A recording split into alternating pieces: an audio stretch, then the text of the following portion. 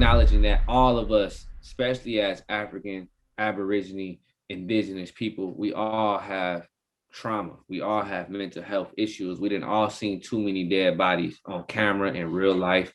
We didn't all been abused. We didn't all been assaulted, and we need spaces like this to have open conversation. Like, man, let's take off this mask. You feel me? Let's take this mask off and really get down to it. And really process some of that stuff. So yeah, a lot of that comes with how do we identify, and how we identify is how we should conduct ourselves, and how we conduct ourselves should be understood, not just within our community, but every community that interact with us need to understand. Hey, now this is how we moving up over here. You know what I mean? Any violation of that, we have regulations on how we deal with such problems, and there has been no regulations for how the world dealt with us. Ain't been no regulation. So it's hard for me to believe that the world care to hear my voice if no one has been held accountable for what they've done to us.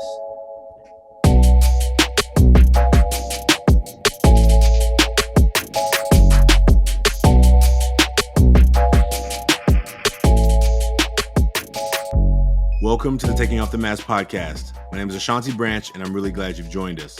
Today's guest is Donté Clark, poet, educator, a man in the community. One of the quotes that stands out to me the most of what he said in this conversation, he said, "I'd rather be a warrior in a garden than a gardener in a war." Now, as you know, that statement is powerful, right? Not to take anything away from what gardeners can do and what warriors can do, but it is to say, sometimes we have to be equipped beyond the level of the work that we get to do. And it resonates with me. As an engineer who became a teacher, as an engineer who then began running a nonprofit, like I am clear about sometimes the feeling like, why did I do all this extra work and all this extra studying and all this extra training? But I'm clear deep down that all the ways that I solve problems and all the ways, not to make it about me, but as you know, when we talk about masks, it's a reflection opportunity for me to hear in the words of other men how their masks show up in the world. I hope you enjoyed today's episode. Donté is a poet, and hopefully you get to hear through his words how poetry and how inspiration comes to him. He talks about Bob Marley's song, right? Emancipate yourself from mental slavery. None but ourselves can free our own minds. Maybe sometimes your minds are getting sucked in and you're feeling like it's the apps and it's the social media and it's the people. But maybe sometimes we got to free our own minds in the midst of all that's going on in the world. I hope you share this episode with someone. If you haven't yet made your mask and tapped into the mask that you sometimes feel you need to wear, I invite you to go to 100kmasks.com. Anonymously, share the front of your mask. 3 things you let the world see. The back of the mask, things you don't let people see. And I hope that it will inspire you to continue moving forward. Thank you for being a part of this podcast. Thank you for all the support you gave. For those of you that support our Indiegogo campaign, we hit our goal. And I just want to appreciate all of you for listening, maybe for sharing it, and all the ways that you may have just had positive energy and thoughts towards us achieving our goal. We were able to achieve that goal. And so thank you. And as we get ready for the summer internship, the Social Emotional Leadership Academy, the young men are going to be taking over the podcast. I hope you are excited about that too, because I am. When I say taking over, they're going to get their hands involved. They're going to get their voices heard. And I'm really excited about that opportunity. So thank you for being a part of the Taking Off the Mask podcast.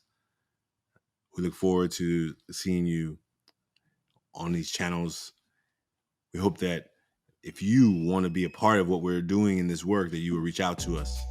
And thank you for being a part of today's episode.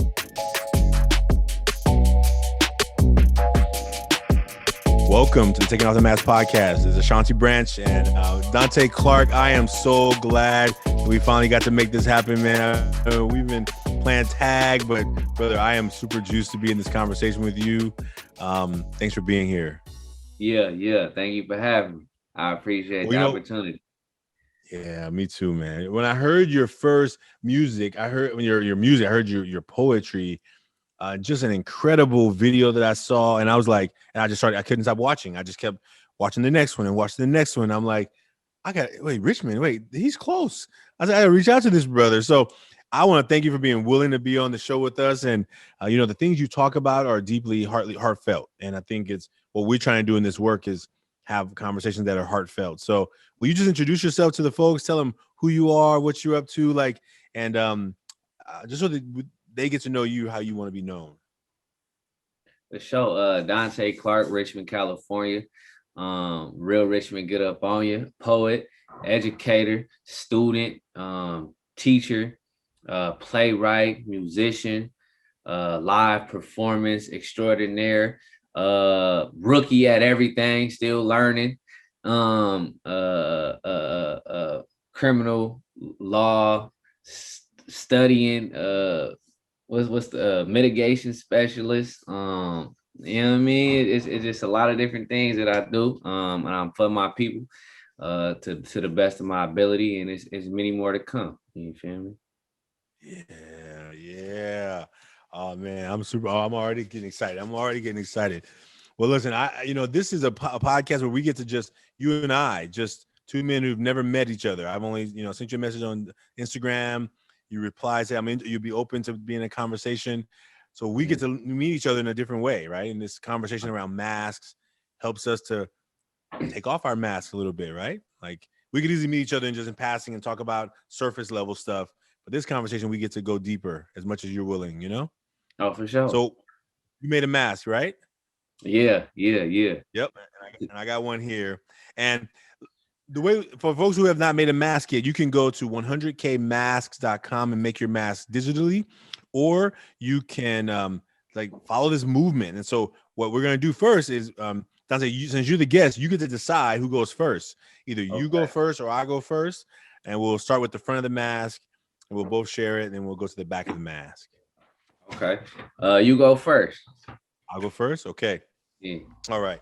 I'm gonna show you my mask. It's a really interesting mask that I drew today. I'm not sure. So this is the mask, and on the front of the mask, I wrote funny, serious, and hardworking. And I've been adding a new word, caring, on this one. But this mask, even the one I drew, it doesn't even look. It looks a little bit just seriously, like a little too serious. I don't usually try and be so serious. But funny, serious, hardworking. And I'm going to just add caring because I really been trying to embrace that. I really try and show that, even though it's sometimes harder to see because this frame that I live in, and there's oftentimes I'm not. Yeah, people don't see that first. I think they see that later. Right. Yeah, but the funny, I try and be funny, serious, and hardworking. That's the front of my mask. Okay. Yeah. Appreciate you for sharing it, man. Yeah. So how about you? What's the front of the mask look like? Boom. So hopefully you can see this. Boom, we're gonna bend it like that. Boom. So that's the front of the mask. You feel me? And obviously this is me, my locks hanging. And on the front of the mask, I feel like people see me smiling. For the most part, they see me as positive. Oftentimes, more than not, they see me as quiet, thoughtful, and then occasionally they may see me. What it looks like I'm talking to myself. I may be singing though. I may be singing a song and just vibing to myself. And I feel like oftentimes that's what I allow the world to see. It's just like no matter what's going on, it's if I look serious, I look like I'm deep in thought. And if I'm not deep in thought, I can't help but smile when I'm looking at a person or talking to them. We ain't got to know each other. We ain't got to even be speaking. As soon as we make eye contact, you feel me? I'm smiling. So I feel like that's what the front part of my mask, you're going to see me deep in thought or you're going to see me smiling. You know what I'm saying? Yeah, that's actually really interesting. When I grew up, I was always so my father, who died before I was born, he had lips that were shaped like mine. They were shaped down. So if I'm not smiling, it looks like I'm frowning. And so what I learned to do growing up was like, if I was just thinking about stuff and just thinking, like, you know, my mouth is just normal. And I began to like, people be like, you know, and I grew up in Oakland, right? People were always like, who are you mugging?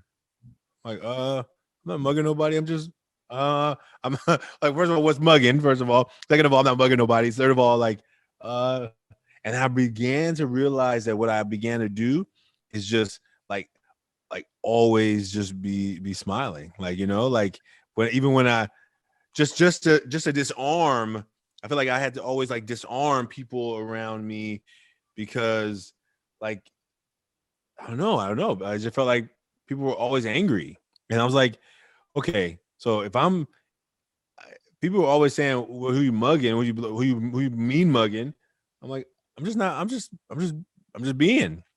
And I Yeah. think what I began to do that too. That not for my reasons were like, okay, if I'm walking down the street and people are seeing me, I better be like in a good mood, right? And I felt like the pressure sometimes. I felt sometimes like I would be like trying so hard, like that it would like hurt my cheeks, you know? Like it would be like I was just like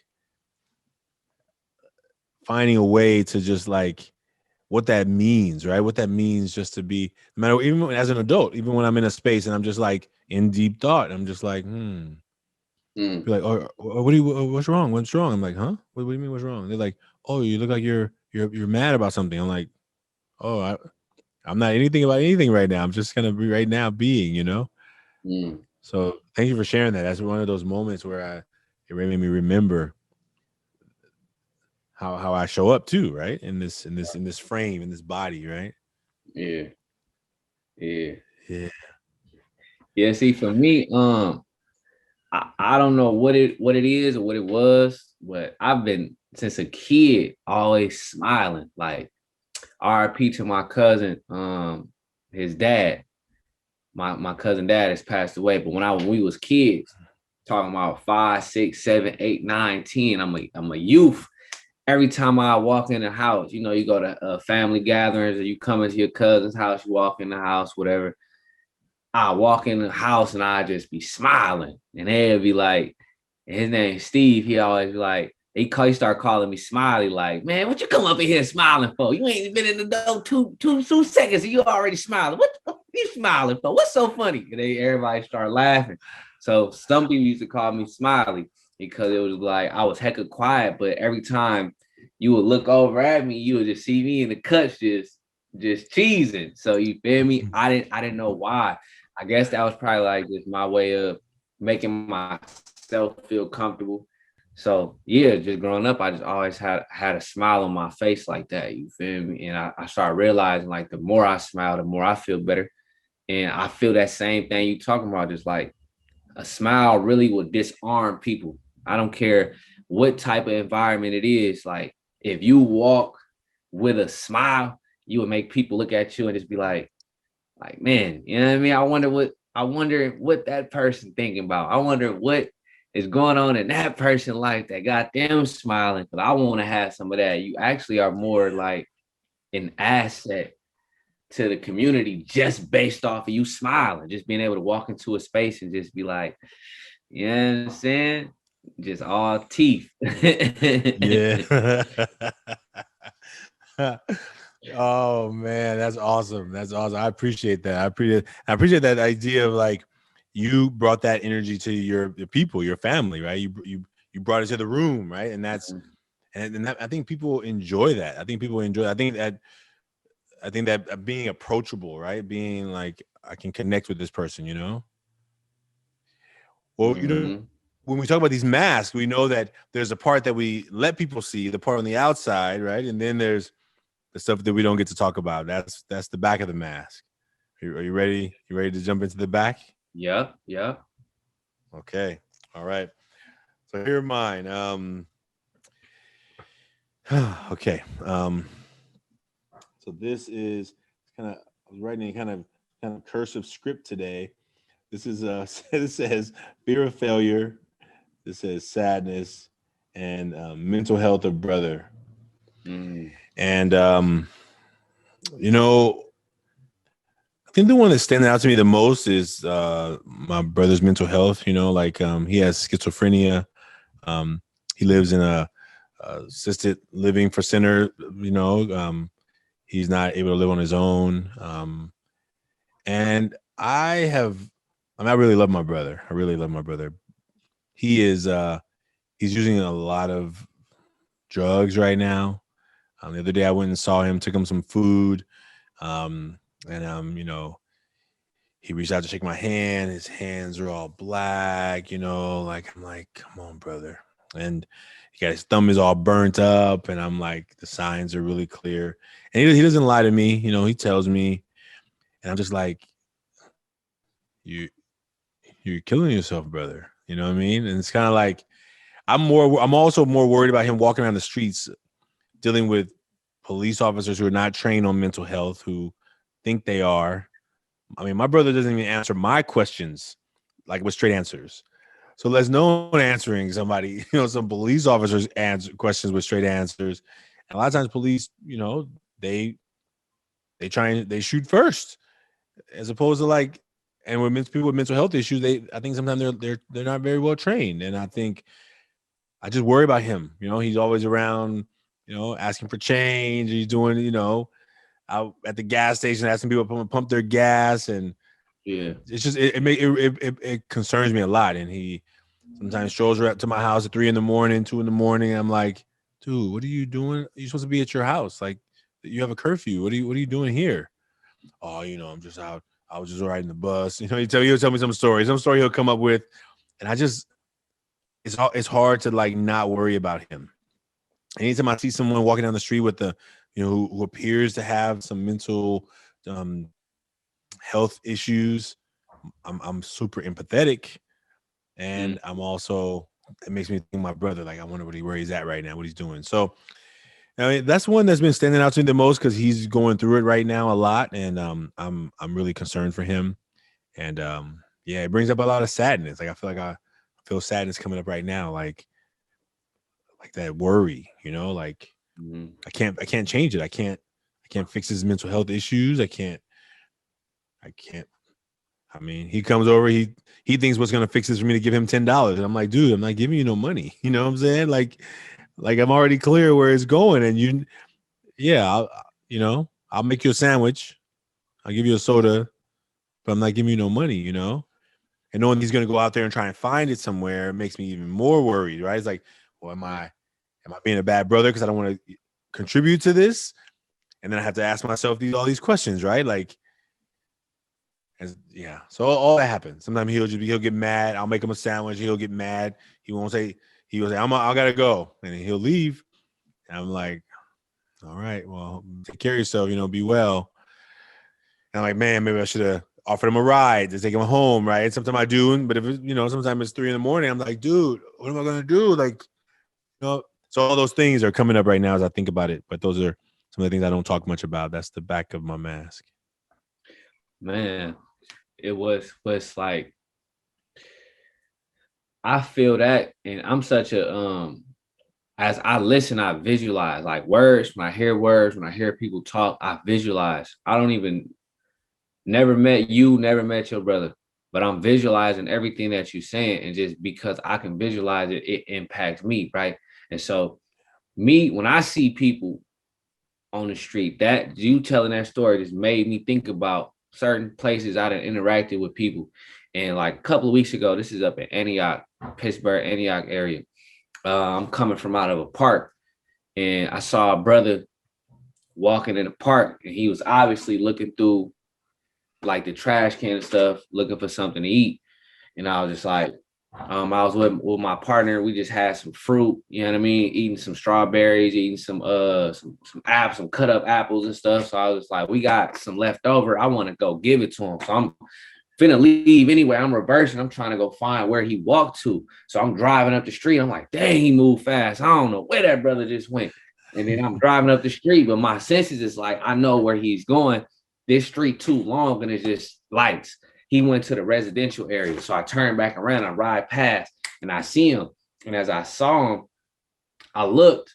As I'm driving, I'm scoping. Boom, boom. I see him, and I see him arguing with like I see him arguing with like three people, three white people. So I hurried up, boom, boom, boom, bust a U. Come back to the light. I already know where this is headed. You feel me? So I hit the light and I'm coming up over there and I see that he's arguing with them. And one lady, white lady, she was on the phone calling the police. And me knowing just, I don't know this dude. I don't know what he got going on, but I just saw him at the park digging in the garbage. So I know from that time to them interacting was only like 90 seconds. Couldn't have done nothing. You not even on his mind. I know you not, because he was just looking in the dumpsters at the park. He hungry. How he end up arguing with you and two other white dudes? That means that he probably went looking through garbage. Y'all said something to him, probably cussed you out, or you know what I mean? Now you feel, you know what I mean? I'm like, dang, bro.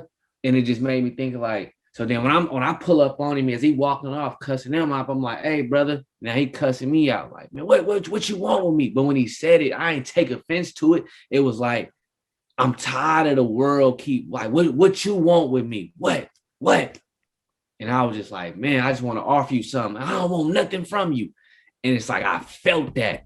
You feel me? And it's like, I didn't even want to leave. I just sat there at the corner for like 5 minutes just watching him. And as he walking away, I felt like I was making him feel more uncomfortable because I'm a stranger pulling up on him, watching him. But I'm watching to make sure that they don't come over here bothering him, that the police don't pull up. You know what I mean? So I said that to say, like, when you brought up worry, like, I don't know this person, but I felt wrong for leaving. It's like, what could I do? You feel me? I just wanted to offer him some food. But right now, he not in this. If I would have caught him before he saw them, probably would have took it. Yeah. You feel me? And it was like after that, it's like, man, he don't. So I'm worried, like, dang, man, what if these people come pull up on him and he in his state of mind? So it's like I share that with you, brother. You feel me? Just like now it's like you telling me your story. It's like when I see somebody, I'm gonna think of this conversation like, man, that may be, you feel me, brother. So I'm for surely now, you know what I mean? It's like when you see people on the street, it already impact me. But then when somebody tell me, man, I got a brother or I got an uncle, I got a cousin that be out here. So now when I see this person, I'm thinking like, you feel me? Who that could be such and such folks. So I want to interact with this person as an extension of who this may be related to. Cause you feel me? That's just how I think about it. So I just said all that to say, like, I share that same worry, that same concern. And that's even now engraved into my consciousness of like, all right, when I'm in certain areas, like, you never know who this person could be related to. You feel me? And it's like if we don't look out for each other, and sometimes it's like that helplessness of like, dang, what could I do? And even I'm so glad you said that, brother. And I think that I have a huge heart for people who are navigating mental health issues, and I think that my brother has a family. Like we love him. I mean, I think no one can probably push my buttons like my brother can. Like I don't know if he knows he does it. I try and tell him, I said, dude, you pushing the wrong buttons right now. Like it's not, you know what I'm saying? Like, but I know that I hope that when he's out there that people will be kind, right? That people will, like, if sometimes I ask him, I say, do you know what you're saying right now? Like, do you know that, it's like I went over to see him on Mother's Day, day before Mother's Day, have him sign a card for my mom. I pull up at his place. He's like, you gonna give me something to eat? And I'm like, brother, we're here to write a card. I just called you. I told you I'm here to bring you the card so you can sign for mama. Like, you talking about food for you. Like, come on. He's like, oh, okay. He signs his name only. I'm like, you're not gonna write a message? You're not, like, and he's like, and he can't get his mind off of food, right? So he's in his mind like, you gonna give me something to eat? I'm like, now I got food in the car for him because I know my brother well enough to know that it's oftentimes an exchange, right? But I'm like, can we just take care of mama right now? Like, can you just? And I think what happens is that moment of him, like, and I know that that's me, person who loves him to like when he starts to push my buttons, I'm like, I know you can push other people's buttons a lot faster than mine, right?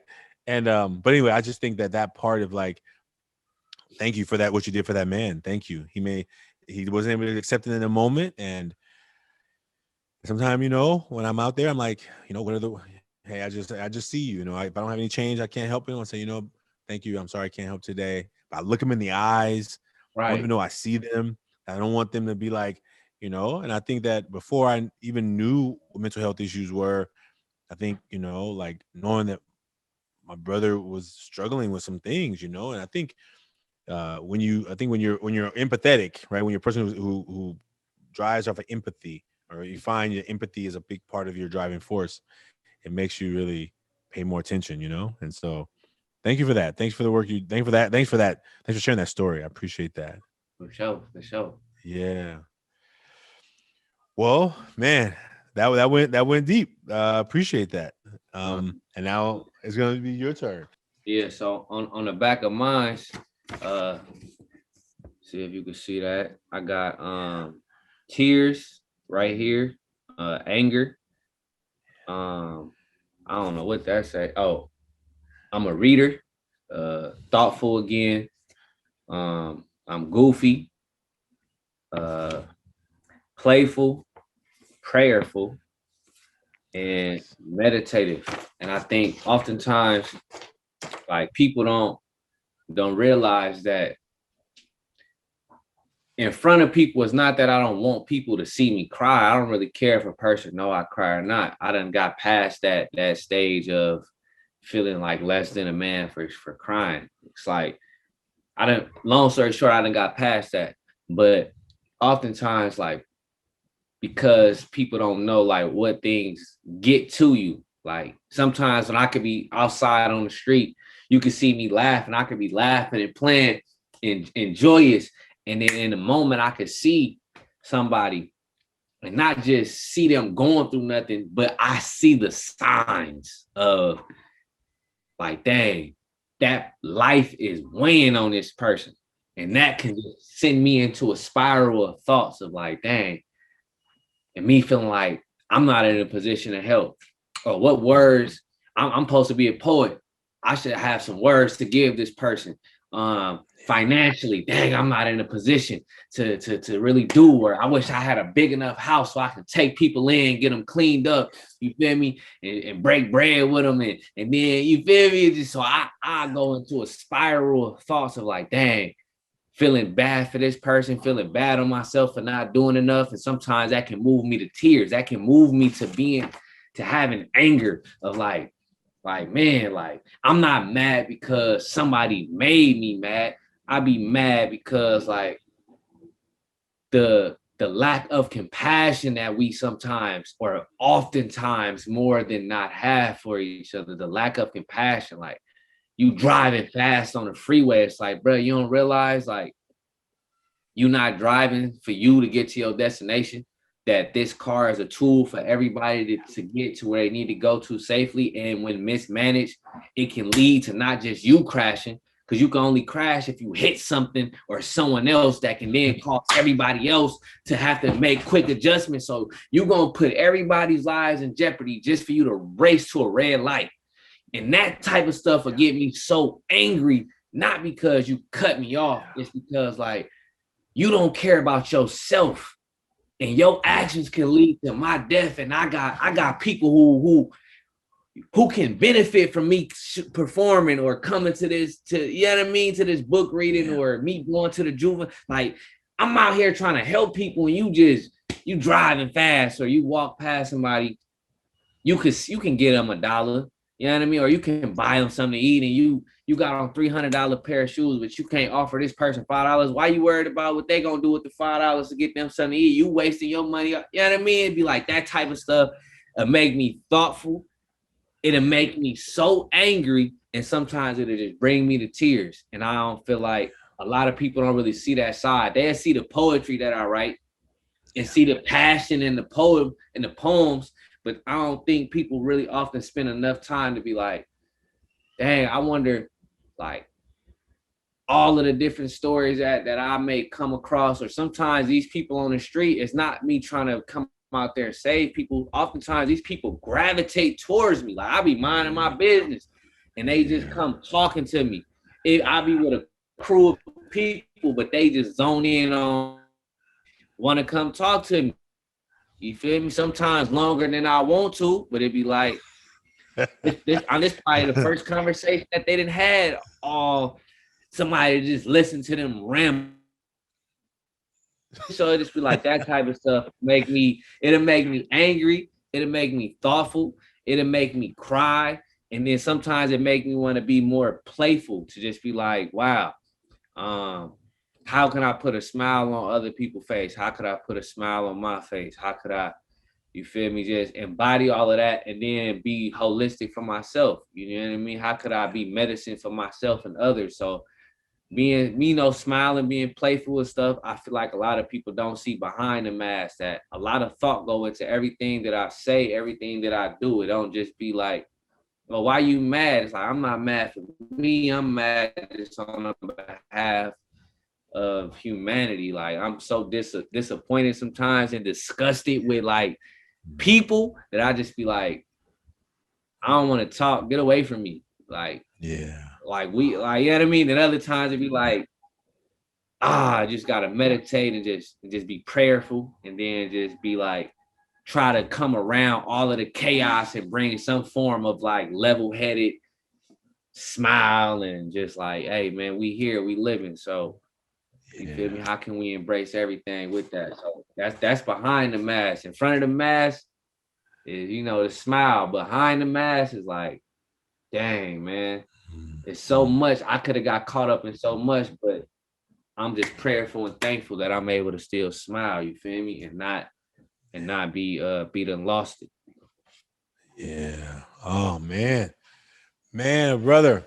I thank you for that. You know what? I when I hear you speak, when I hear your poetry, when I first heard that first poem, I'm not sure which one it was, but I remember like just feeling it in my soul, like, and wondering, like, you know, I've been trying to write this book for. let me say this better. I'm trying to be more honest. I've been talking about writing this book for a long for a long time, right? So that's a more honest statement. And I want to be writing it. Like I have a desire to write it, and I think I get fearful of my writing. I've lots of stuff I maybe get fearful of, but just like when you put those in words, it's just like, yeah, like that's the energy of the words of like, here's the best way I can explain what I'm trying to get people to see. Like sometimes I'll see stuff that's happening in our world today. I mean, I heard somebody say like a couple hours ago, they said something like, if voting wasn't powerful, you would not have a bunch of people in Congress trying to stop people from voting. But if we can just wake up and recognize they wouldn't be trying to take it from us if it wasn't a powerful tool. And that's how we got to get people to wake up. It's like, if they didn't care about it, they wouldn't pay attention to it. They care about it because it's powerful. It is the most powerful thing we have as communities, as a people, as a society. And if we don't take advantage of it, you know, if we don't recognize that when we tell ourselves, oh, I'm not voting for nobody because of whatever reasons. Like when they don't recognize, we're giving away our power by not utilizing we miss out on so much. And as we see so many more things happening in our world where people are trying to erase what happened, right? Because if they can erase the fact that slavery existed, that there's racism in this country, they can erase that, then what they will perpetuate is that we're just lazy people. We're just a people who didn't work hard enough to overcome the same thing they had opportunities to overcome in this country. That's what will eventually happen. And I think that sometimes we fight so hard for some of the things that are going to, but we miss fighting over the things that are going to help the most. If they can erase that part, they can make schools not teach that. If they can help our kids realize, oh, you should be at a higher level because, hey, everyone else is. What's wrong with you? Man, then it means that we are fighting from a level playing field, and we know that the playing field is nothing but level. I had this image in my head once when I was doing this fellowship at Stanford, and people were talking about the level playing field. Somebody talking didn't know what they were talking about. We're talking about the level playing field, and I'm like, and I remember, like, I'm not an artist, or I'm not much of a visual artist, but I try sometimes to do just to sketch. I drew a picture of, like, there's one person at the starting line on the track, like one of these fancy cushiony tracks, right? And the person right next to them on the same finish, start line, but they had like a hole dug in. They were in a hole, like 4 feet down. They had these chains attached to their ankles. And the person was about to say, ready, set. And the person on the top was just like about to take off. And that's sometimes we think the playing field is, oh, why are you not going to college? What do you mean? Why you had the same opportunities I did in high school, didn't you? Well, you didn't see the other that was holding me down and weighing on me. Oh, you couldn't see it because it was underneath the ground, right? It was like in that little hole where that person was. It was like, I remember just drawing these little chain links, and I'm like, it's like the vision. Like, some people can't even see it. On the outside, it's like, hey, you're at the starting line. What's wrong with you?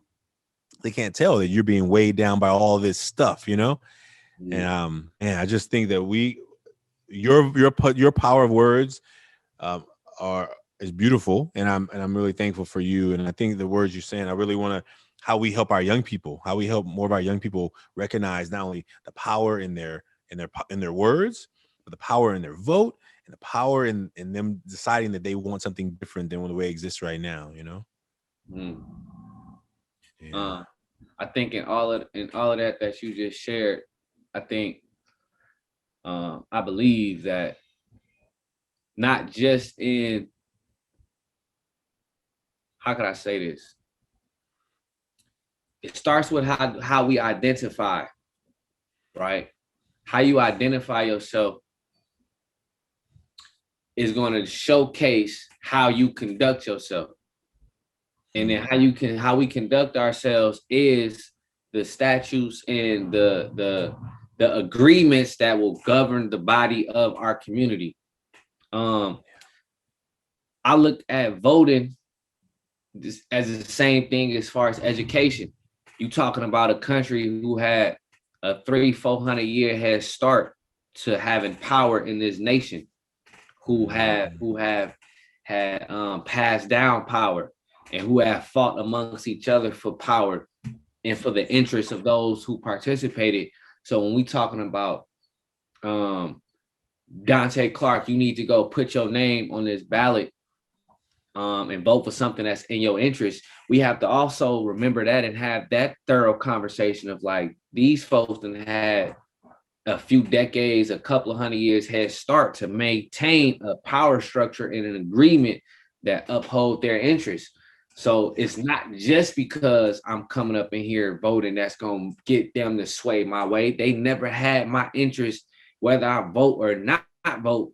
How can I enforce them to uphold what it is that will be our interest? And a lot of these things don't really be our interest. So the most power we do have is that I can go put my name on a piece of paper and say, hey, who I think is going to speak for me. But it's like, until we develop those interests, that's like, all right, this is what we want specifically taught to our children. This is the type of food we want in our schools for our children. These are the type of people we want hired to be the law enforcement or peacekeepers in our community. These are the type of social workers we want dealing with our youth who are traumatized, incarcerated, re-entry. These are the types of things that we want. And until we are willing to put economics behind that, proper training behind that, and then just a lot of us to step up into those positions and not think about how much we gonna get paid first, but to primarily think about what sacrifices need to be made for the village of the people. Because right now we're talking about this country has a 400 year head start. That's right. And that's what a vote takes. I look at voting as like, we all discuss what is the best way to adjust our way of thinking and living to fix this particular problem. And whatever the best practical thing to do, the best outcome, that's what it is that we want. Who is the best people in position to lead that what we vote for? That makes sense. But to just say like, Donté, go put your name on a paper because we got one person that's trying to lock everybody up for 50 years and we got one person trying to give you the death penalty. But these two people that's going for the position is cousins. To me, it don't really matter who I vote for. They cousins. They arguing amongst us. That's the mask they putting on. In front of us, they arguing. But at grandma's house, you feel me? They they playing bingo. So it's like, nah, man, you can't. They fighting in front of us, but they all at the White House doing 4th of July, having barbecue. You know what I mean? So no, man, we gotta start thinking about what is the best interest for our village, what's the best practice, and who are the best people in position that's gonna uphold that, and then how can we hold these people accountable? Because in this country, they respect guns. And when you look at the amendment, it said, man, every man has the right to pursue happiness. And that is backed up by the Second Amendment. Yeah. You know what I'm saying? Yeah. Hey, I get to lay down this look. I get to slang this iron if that first one ain't recognized and understood. So this country understand that, like, hey, every man had a right to do what they do. And if you violate that, I had a right to slang this iron. But we don't think like that. We talk to, you feel me? Just vote, just march. And I'm not, once again, it's not to say like we need to be violent, but I'm just saying like you can't name a nation on earth that don't have a self-defense. Every nation has self-defense. You feel me? I just saw a quote that said, I'd rather be a warrior in a garden than a gardener in a war. You feel me? And we at war. Say it again. Says I would rather be it's best to be a warrior in a garden than a gardener at war. You feel me? Every like Mortal Kombat just came out. The first scene that I seen was a man at home with his family. He was going to go get some water. You feel me? They came, he came and froze his wife and his child. He froze them. You feel me? A whole people came to attack his whole family, killed his wife and his child. You feel me? Now, if he was a gardener, he would have been dead too. He had to have that sword on the side of him. Yeah. You feel me? So it's like our mentality has to be just as sharp as that. We have to have the mentality of like, how can we protect our interests? Because I gotta see that. We playing catch up. You feel me? That's powerful. We playing catch up, and right now we don't have no institutions put in place that can enforce anything. You feel me? The most we gonna do is hoop, holler, probably burn a couple stoves. We gonna boycott for probably like 7 days until something else come up. We gonna probably protest for a good 4. We strong for a good 4 to 6 week protest. You feel me? But once basketball season start, once football, once certain new Yeezys come out, an album drop, somebody got, you know what I mean? We off to the next thing. So you feel me? Yeah, man, we gotta everything that you said, I totally agree with, but all of that don't mean nothing if we don't have an action and a game plan to instill, enforce, and to protect what it is our interest is. And that goes with education, that goes with politics, and that goes within the house first. We got to clean our house first. And some of that is like acknowledging that all of us, especially as African, Aborigine, Indigenous people, we all have trauma. We all have mental health issues. We didn't all seen too many dead bodies on camera in real life. We didn't all been abused. We didn't all been assaulted. And we need spaces like this to have open conversation. Like, man, let's take off this mask. You feel me? Let's take this mask off and really get down to it. And really process some of that stuff. So yeah, a lot of that comes with how do we identify? And how we identify is how we should conduct ourselves. And how we conduct ourselves should be understood not just within our community, but every community that interact with us need to understand, hey, now this is how we moving up over here. You know what I mean? Any violation of that, we have regulations on how we deal with such problems, and there has been no regulations for how the world dealt with us. Ain't been no regulation. So it's hard for me to believe that the world care to hear my voice if no one has been held accountable for what they've done to us. Yeah, man. You know, every time you said 400 years head start, I absolutely grabbed that, and I was like, you're right. Same thing with the track I was telling you about. That person on the track ready to go, another person set beneath the track and also chained up. Like, you just like, oh yeah, I'm eventually get out of here, but how will I catch up, right? And I think that phase is where we are right now, man. Man, bro. Oh man, we're gonna need a part two. We're gonna need a part two of this. We're gonna need to come back, and like I already got like 15 ideas of where we're gonna have to go next. And first of all, thank you for the work you've done up until today. I think man, I appreciate you. And I think our young people need to hear you. Not only young people, our adults too, but our young people need to hear you, because I think sometimes they forget that there's power inside of them, right?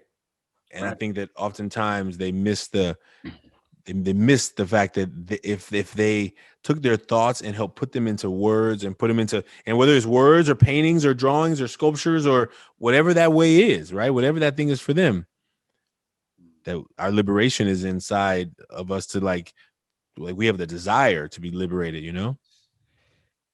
Man, Uncle Bob Marley done told us, emancipate yourself from mental slavery. Yeah. Only ourselves can free our minds. It's all in the mind. The greatest talent and present that you have is the ability to imagine what it is. If you can see it, you can create it. Everything that we need already exists. You feel me? Everything we need. Like if you need a house, it's a bunch of trees, wood out there. Go make one. If you need a chair, it's wood out there. Go make one. Brick. Go water in dirt. Make some mud. Stack them things up. Like what is we talking about? Building. Like what it is that we need. You feel me? So the power really was like, I be talking to people to be like, man, bro, I know that a lot of us dealing, we come from poverty and it's hard situations, but a lot of that really is the mind. Cause it's like, bro, if you know how to put a seed in dirt and put some water over, the sun gonna do what it do. You can grow food. You feel me? You shouldn't be hungry. We can grow food. You feel me? We can put mud in dirt. We can make brick. Get some wood, we can make tents, we can make clothing, we can make our own music. We got everything that we need. So why is we still struggling? It's in our mind. And a lot of us don't know how to use our mind, and we allow so many things to infiltrate our mind and rewrite our programming. But it's like, man, we really rich. We really rich. We're abundant, and we have everything that we need. It's just we using it in the wrong directions. You feel me? Like somebody told me that like back in 2011, something similar. I was talking about poverty, and she was like, "What you mean poverty? Don't say that word." And I was like, "What you mean? There's people out here really struggling. There's people out here ain't got no clothes." It's like the effects that we see, and I realized like years later, like reason why it's so real is because for that person, it's real to them up here.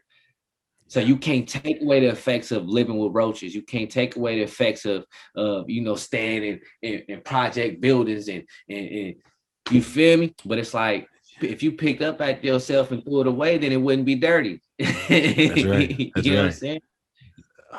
All you got to do is pick up the trash. It wouldn't be dirty.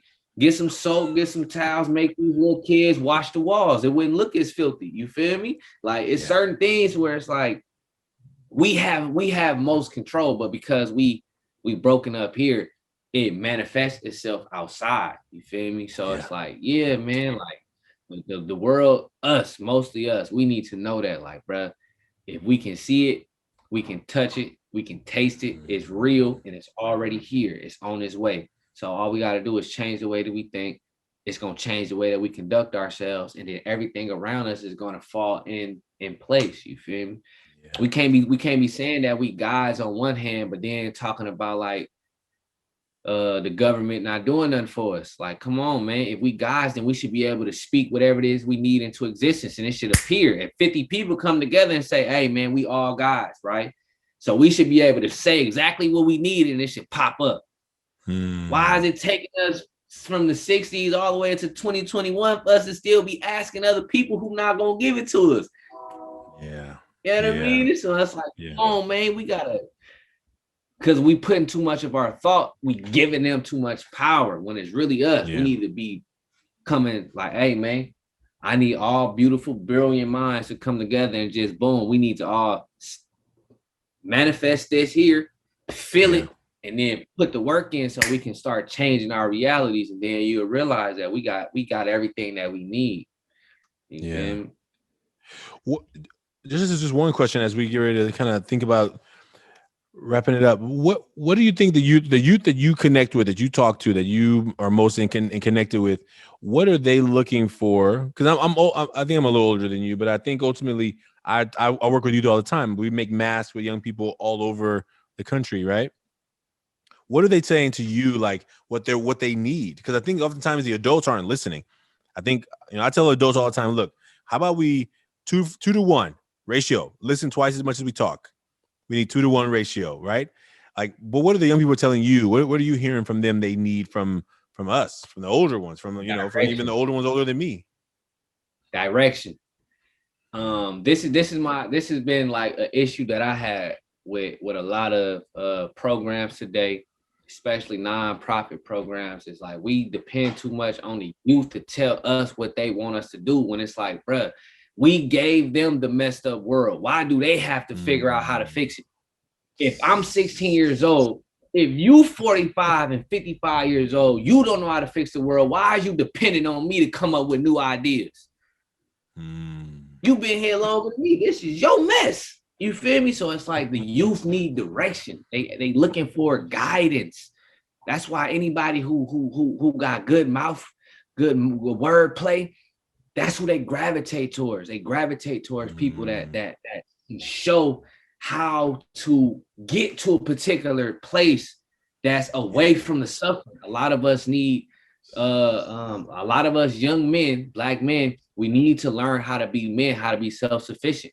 You feel me? We don't know how to, a lot of boys don't know how to grow food. You feel me? And if they was hungry, they don't know how to just go get some seeds, plant a garden, boom, they go 30 or 45% of our food supply in the back. I'm finna go find some fresh water. You feel me? I'm finna build. We don't know how to be self-sufficient. So a lot of the things that we be saying when we be saying education, it's like, okay, you can tell me get an education, but what should I be learning? We're not talking to them about like what skills we need for the community to be learning. We just say, go to school and get an education. But you go look at what you could be learning, it'd be a binder like this thick of majors. Like, man, you can major in all kind of stuff. But it's like, bruh, like, come on, hey man, we need to learn how to furniture. We need people who know how to build furniture. Go to school to build furniture. So you feel me?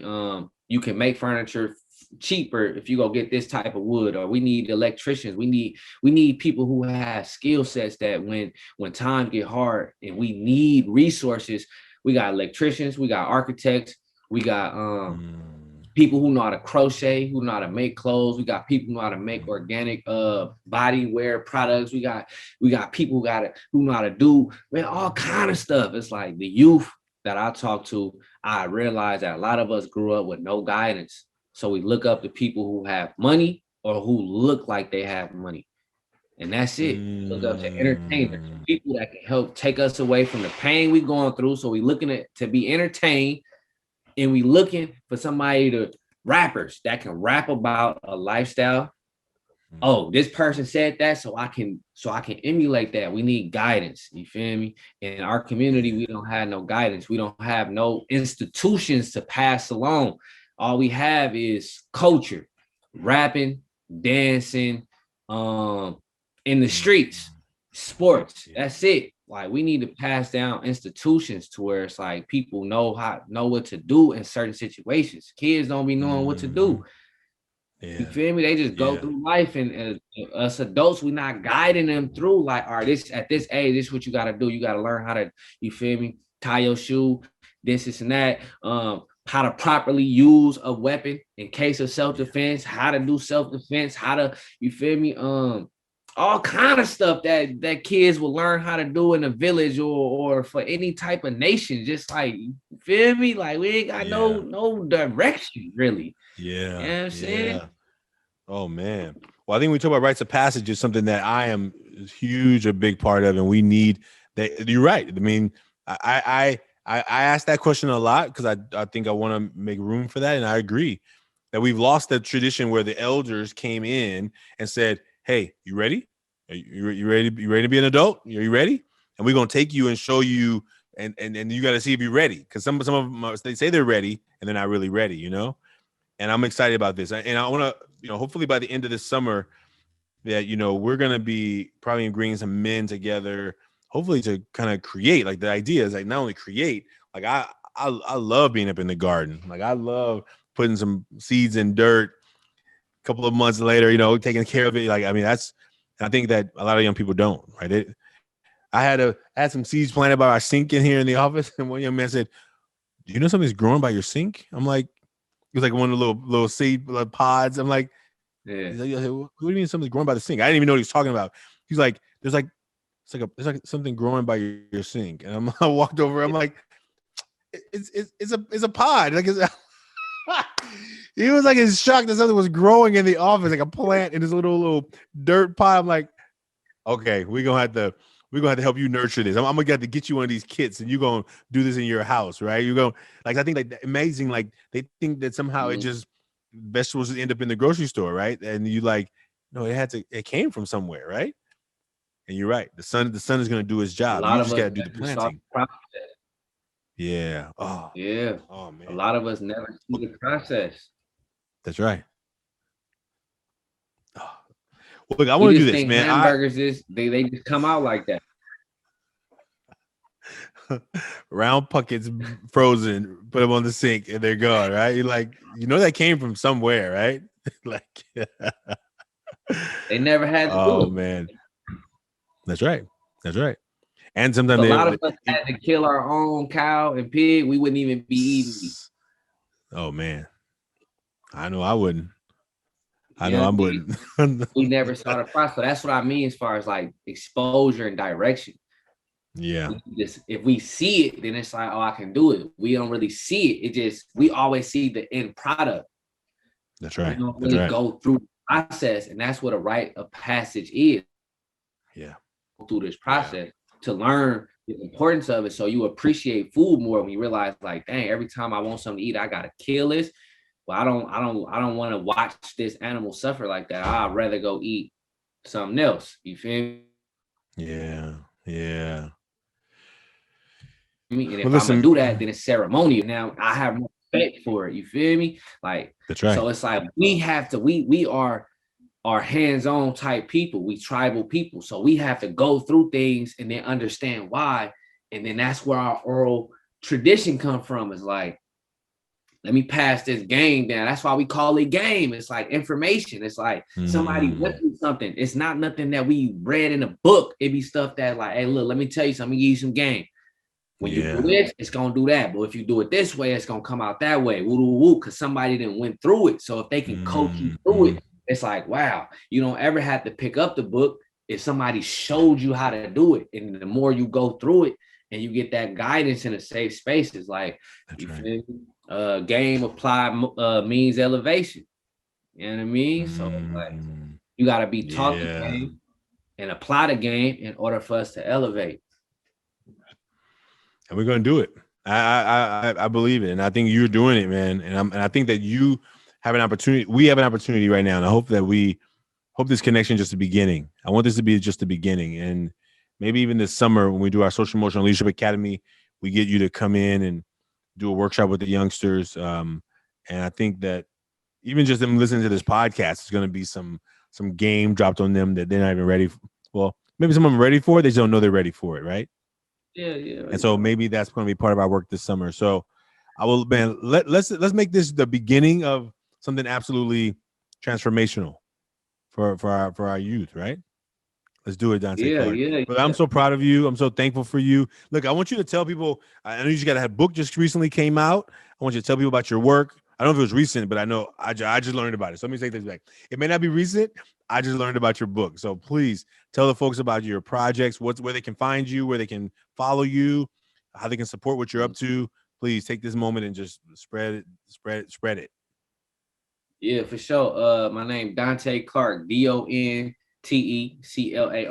You can YouTube that, Google that, look up some of the projects that I've been a part of. My recent book that I just put out is called Closed Caskets, CLOSE Caskets, Closed Caskets. You can find that on Amazon. You can hit me directly. My email is DontéClark@ymail.com. My Instagram is Don Black, DonBlak. I answer all of my messages on email and Instagram. So if you Instagram me, tap in. If you want to email me, tap in that way. So that's it right there. And anything else you want to know, you could Google or YouTube, and you can see my videos. You can see other projects that I've been a part of. And there's many more things that I want to do and that I will do by myself or with the nation of my people. So yeah, that's it right there. And you won't be disappointed, folks. I tell you, that's how I found this young brother and this man here. And I'm so proud. I'm so glad that he responded. He did respond. And we're gonna put all the links in the show notes. So make sure you look there. You'll be able to click those links and get in touch with this brother. And I'm excited. Thank you for the work you're doing. I'm looking forward to finding ways that we can collaborate even more. And thank you. Thanks for being a part, folks. This is the Taking Off the Mask podcast, a space for men to come together, to take off this armor a little bit, to get to know each other. Like, I feel like I've met this brother. I get to know more about him. Looking forward to our deeper connection. And if you know anyone who can be inspired by these words, share this with them. This is the best way that somebody can find this and find the elevate of their own mind. As a quote he said, none. What was it? The Bob Marley quote you said? Emancipate yourself from mental slavery. None but ourselves can free our own minds. So let's free our minds, folks. Thanks for being a part of this experience. Thanks for being a part of this, Donté. Have a great one. See you soon. Sure.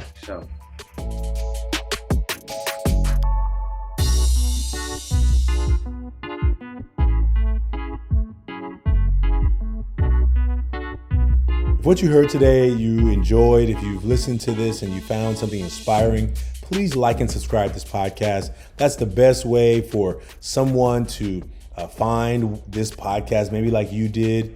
Please tell someone about it. If you know, listen to some of our previous episodes, and if one of them rings out to you, please share it with somebody you know. We also invite people to join us in a face-to-face where they come together with another person to make a mask and talk about that mask together. There's short conversations, about 20, 30 minutes. So if that's something that's interesting to you, please send us a message, send us in the comments below, let us know that you're interested in that. And we look forward to you joining the movement of the Million Mask Movement. And check out our new shirt.